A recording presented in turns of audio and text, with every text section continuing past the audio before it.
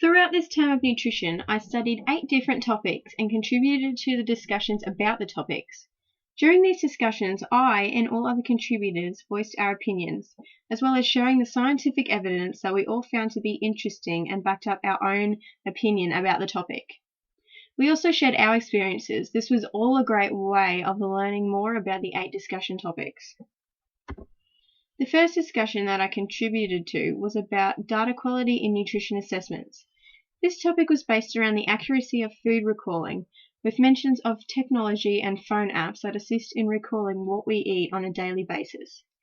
Experiences of food recalling were voiced within the discussion, where people cannot recall snacks as easy as they can recall proper meals eaten.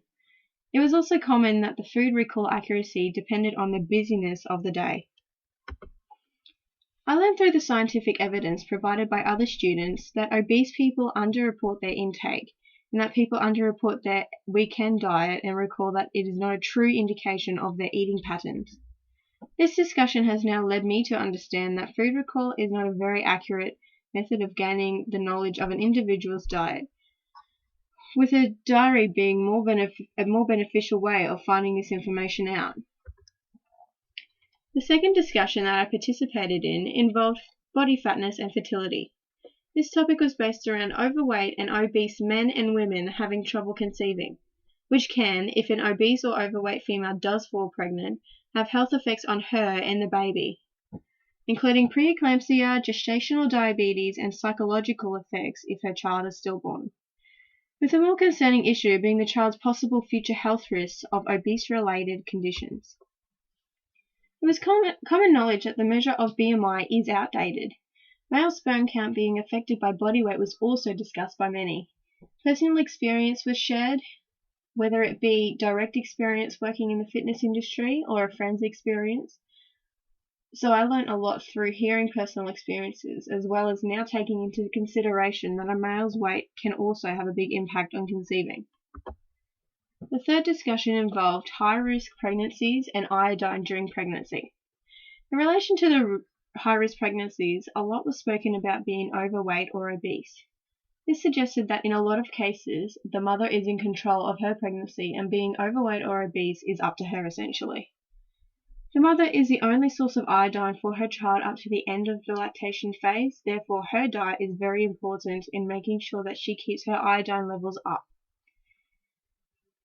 as this is what assists in developing the brain and the nervous system.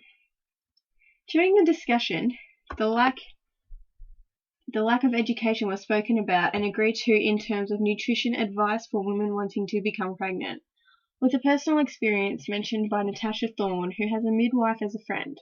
Her friend claimed that there was no education about becoming healthy prior to conceiving in Queensland.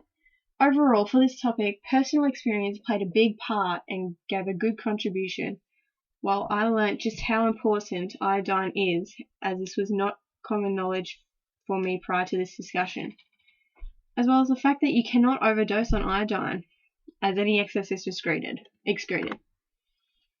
The fourth discussion was about breastfeeding in Australia. This topic had a lot of personal opinion and experience backed up with scientific evidence. Issues around this topic involve the duration that women breastfeed for, so it is suggested that babies get breastfed or bottle fed for 6 months post-birth. However, rates of breastfeeding are low in Australia, with many factors involving the age of the mother, multiple births, and the use of artificial formula in hospitals. During this discussion, there was a lot to do with the attitudes of the parents towards breastfeeding, suggesting that if you were breastfed as a child, you were more likely to breastfeed as well. Personal experiences were also mentioned, with different views and stories of experiencing pain or no pain. One of the many things that I learned was there are human breast milk banks. I actually didn't know that. Well, I noticed a very interesting thought, that financial status can affect the choice of breastfeeding from the suggested duration of 6 months, as the financial position of the family can place pressure on the mother to get back to work. This topic gave me more of an insight to the societal matter, and now I respect mothers and breastfeeding a lot more after hearing personal experiences. The fifth discussion was about school nutrition and childhood obesity. Childhood obesity has tripled from 1980 to 2008. However, tuck shop choices at school have improved compared to 2005, as well as food purchasing for lunches, where high-calorie food and snacks have decreased, while fresh fruit sold has increased. Discussion involved mostly that it should be the school's responsibility to provide healthy food at canteens, while most of the onus should lie on the parents of the children. Whether it is making healthy lunches for them or teaching them how to make healthy lunches. This topic emphasized to me just how bad childhood obesity has become with the shocking statistics read. The sixth discussion involved adolescent health and health risk behaviors. Overweight and obesity has increased in adolescence, where in 1985 1 in 10 were overweight, but 2010 found 1 in 4 to be overweight. Adolescence is the stage of a teenager's life where adulthood is dawning on them, and it was discussed and agreed by many that this is the time where parents handed down the responsibility of making their own lunches for high school, mixed with being around the age of independently earning an income, therefore finding themselves spending their income at tuck shop.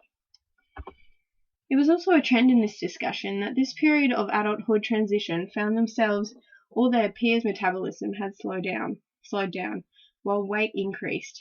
I found that there is not enough emphasis on educating this age group through campaigns, etc., while there was the Swap It campaign and the Shape Up campaign targeting adults. I didn't realise this before, but I now know just how little emphasis that the government puts towards this age group and how sensitive this time of your life is. The seventh discussion was about the aim of image or health when it comes to losing weight. When this topic was introduced, the first thing that came to my mind was women and image, considering that women learn at a very young age that their looks matter. With a lot of the onus placed on the media as women compare themselves to models that they see in the media, while men strive to be the tone and with muscles like what they also see in the media as well. However, there were also other points of view mentioned within this discussion while taking into consideration older people compared to younger people, where older people mostly change for their health and younger people change for their image.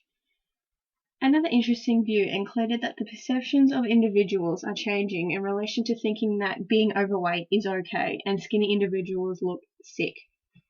Therefore, it is helpful to get other views on the subject other than your own. Before this discussion, I did not take into consideration any other age groups other than young women. The last discussion was about caloric restriction and the aging process, mainly talking about the Echinowen diet. The Echinowen diet is about living a longer life with nutritious foods, as it has been found that Echinowen residents live longer than any other group in the world.